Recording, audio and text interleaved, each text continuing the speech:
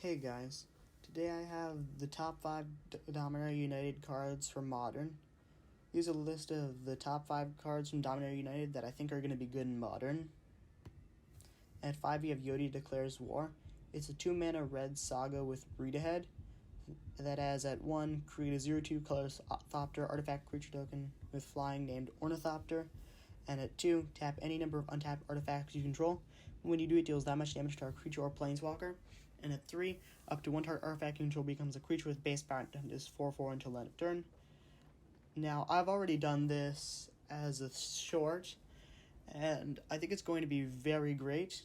And I think it's going to go in decks like Affinity, because it can make more artifacts, and it can kill stuff with your artifacts, and it can help increase your damage output. And even though Affinity decks are mostly like white and blue, I don't think it's going to be that hard for them to splash red for this card, because, I mean, you've seen like 4-color Omnath decks. All you have to do is put in like 1 shock land and the fetches will get it out for you. Anyway, at number 4, I have Irtai Resurrected. This is a 4-mana 3/2 with flash, and when enters the battlefield, either counter target spell activated or ability or triggered ability, its controller draws a card, or destroy target creature or planeswalker, its controller draws a card. So essentially, it's a 4-mana counter spell / removal spell on a creature, which functions sort of like Drown and Block, which, as you already know, was pretty good in Modern. And you can also get a 3/2 off of it, which reminds me a lot of Solitude, which is insanely good in Modern and makes it into blue-white control, so I can definitely see Dimir control with this like helping you out. At number 3, we have Leaf-Crowned Visionary.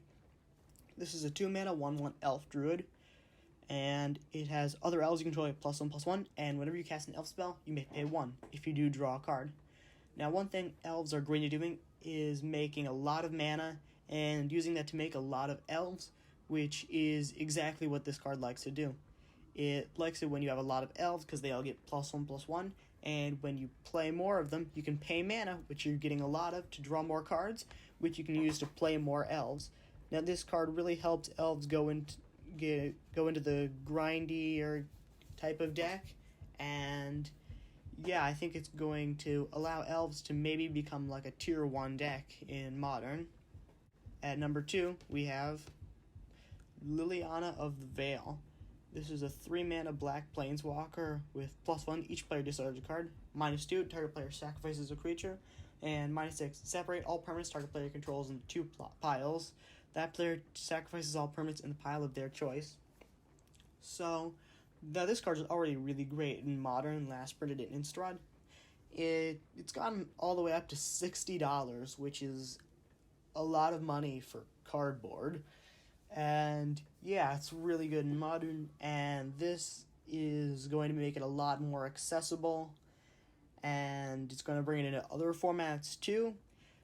The only reason I have this put at number 2 is because we have a really good one at number 1, and this is just a reprint. So it's not going to affect Modern that much, I don't think. But it's still a really good card. At number 1, we have Leyline Binding, which is a 6-mana enchantment with flash and domain. This spell costs 1 less to cast for each basic land type among lands you control, and when it enters the battlefield, exile target non-land permanent and opponent controls until it leaves the battlefield. So essentially, it's crazily easy to get domain, because all you need is shocks, triomes, and fetches. So without spending any mana, you can have full domain as early as turn 2, which just makes this a 1-mana exile effect at instant speed, which is, yeah, that's pretty insane. I think that this is better than Path to Exile in Modern, which is pretty crazy. And yeah, I don't think there's too much artifact and enchantment removal, except for like reanimation decks, which run it in their sideboard because, I mean, they kind of have to, or else they just get destroyed by cards like Grafdigger's Cage and Relic of Progenitus. And I think this is going to force more decks to start doing that so that they can get their stuff back. And this card's just going to be completely insane in Modern. And that's all I have for today. Don't forget to like and subscribe. I'll see you in the next video.